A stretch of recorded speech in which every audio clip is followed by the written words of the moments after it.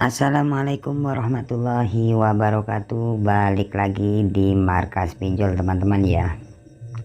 Oke teman-teman, seperti biasa ya, di video kali ini saya akan membahas lagi tentang aplikasi pinjaman online ilegal ya.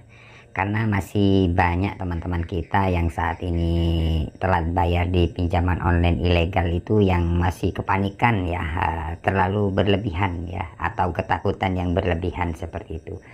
Jadi di video kali ini saya akan membahas tentang pinjaman online ilegal. Jadi pinjaman online ilegal itu teman-teman cuman beda nama saja. Jadi sebenarnya sama, kalau ilegal cuman 7 hari tenornya ya. Ya. Jadi biasanya namanya itu beda-beda, tapi kalau ilegal itu sama aja, sama. Jadi namanya apa ya sama aja 7 hari ya. Jadi intinya sama ya, punya teman punyaan kalian kilat seperti itu sama aja, itu ilegal. Jadi intinya yang ilegal itu cuma 7 hari tenornya seperti itu.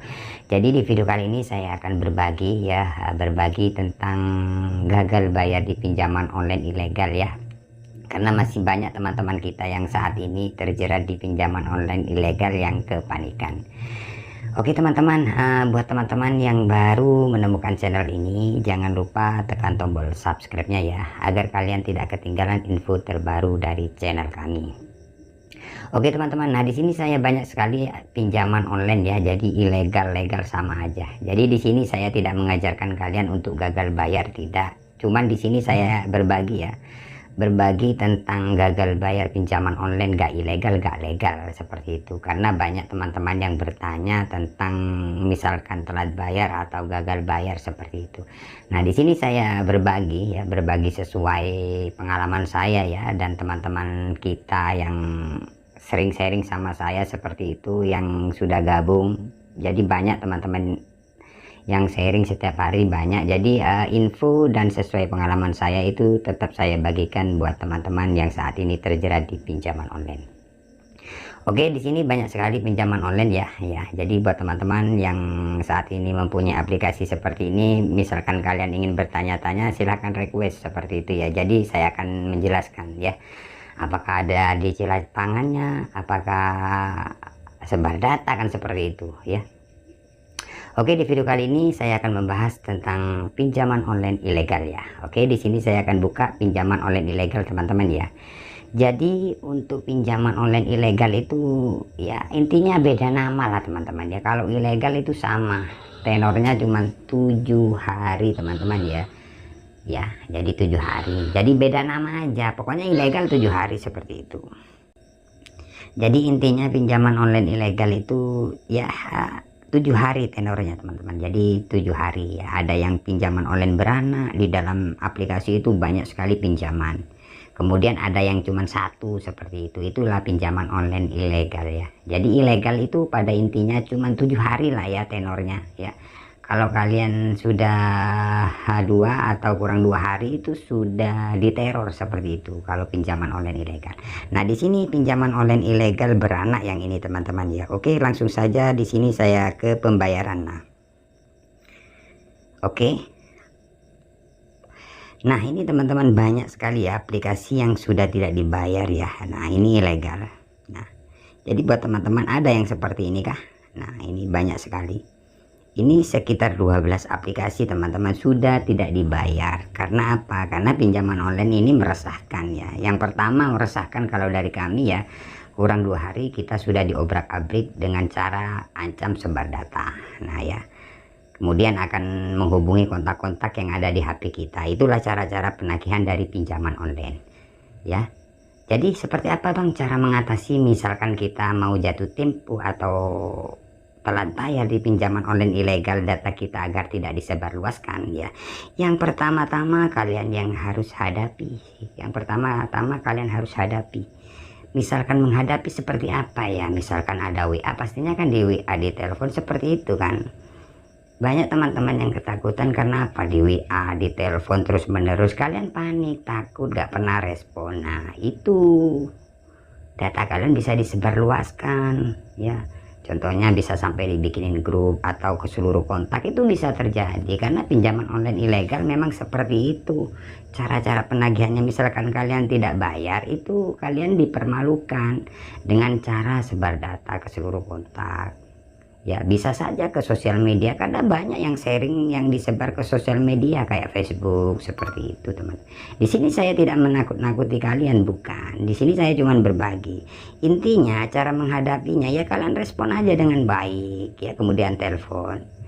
Ya kalian maklumi lah, misalkan kalian dimaki-maki itu sudah biasa kan, cuman WA ya. Dengan cara-cara penagihannya ya kasar banget, bang. Pinjaman online ilegal kenapa kok kasar banget cara penagihannya? Memang seperti itu. Meskipun legal ada yang kasar. Misalkan kalian sudah telat atau jatuh tempo seperti itu. Jadi buat kalian ya, kalian misalkan kalian telat bayar ya kalian respon aja dengan baik, itu solusinya lah. Nah misalkan kalian nggak balas ya, karena apa? Karena pinjaman online ilegal seperti ini sampai 12 aplikasi. Bayangkan ya berapa banyak WA yang masuk ke HP kita. Misalkan kalian telat bayar seperti ini, mungkin sampai hang ya kalau bisa ya, karena satu aplikasi itu satu hari bisa sampai 50 kurang lebih seperti itu kalau kita telat bayar atau jatuh tempo. Nah makanya cara mengatasinya kalian respon dengan baik, kemudian ya telepon. Intinya kalian lebih berani apa ya, berani balas WA nya, chatnya ya. Lebih-lebih kalian telepon aja ke pihak DC nya ya. Misalkan kalian telepon ya tinggal kalian bilang ya Pak masih cari dana, masih ngumpulin dana, masih belum ada dana. Memang kalau kalian telepon pastinya dimarah-marahin kayak gitu, itu wajar lah ya, sudah biasa resikonya. Tapi misalkan seperti itu, data kalian tidak akan disebarluaskan ke seluruh kontak ya. Mungkin ada sih cuman beberapa kontak, 1 atau 2, 3 lah seperti itu. Wajar lah teman-teman ya, karena kalian memang tidak bayar. Nah untuk pinjaman online seperti ini sampai 12 ini ya, ini aman kok ya, nggak sampai dibikinin grup, tidak sampai disebarluaskan ke sosial media ataupun ke seluruh kontak ya. Kalau 1, 2, 3 orang itu maklum lah, wajar karena kita tidak bayar.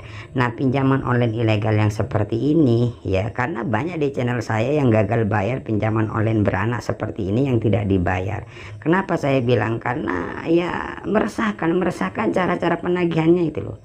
Kalau dari kami memang legal baik, karena kalau kita bayar nanti ke teman kita yang lain atau ke orang-orang yang lain kalau pinjam, kalau kita telat atau mau telat pastinya diteror seperti itu. Jadi banyak korban-korban yang akan disebarluaskan. Makanya kalau dari saya memang legal baikkan ya.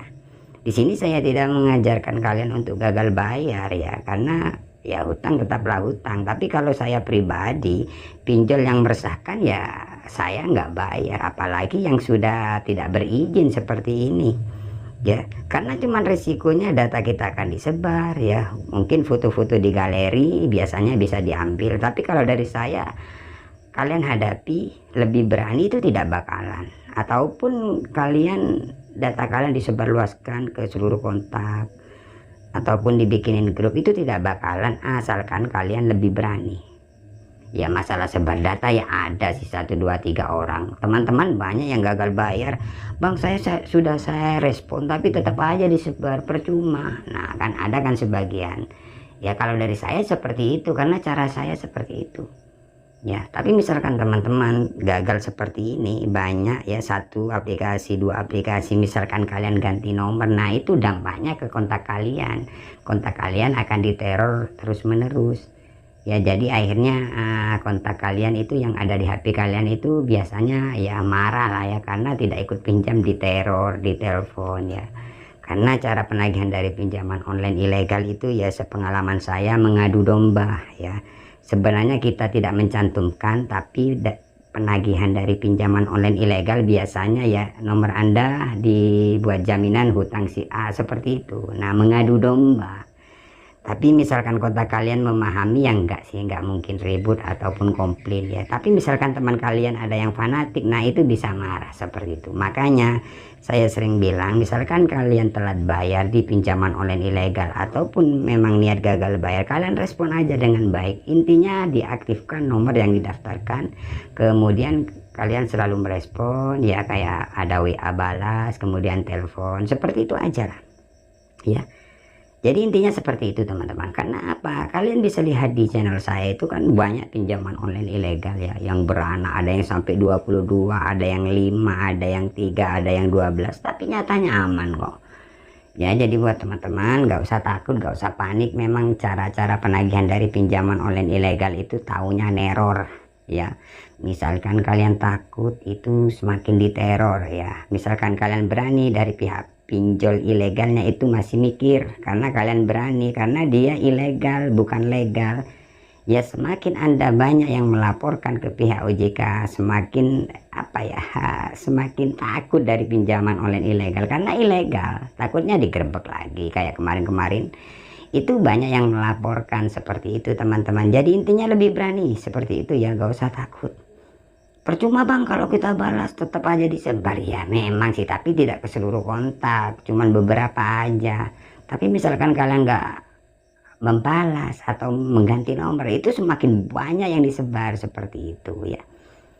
Jadi hajarlah ya seperti itu, berani ya. Nah ini aman teman-teman ya, aman kan ya. Nah ini kalau kita bayar ini dapat uang dari mana? Kalian bayar ini 12 aplikasi ini ada yang sampai 3 juta, 2 juta. Nah, satu hari bisa sampai 100 bunganya. Inilah pinjaman online ilegal seperti itu.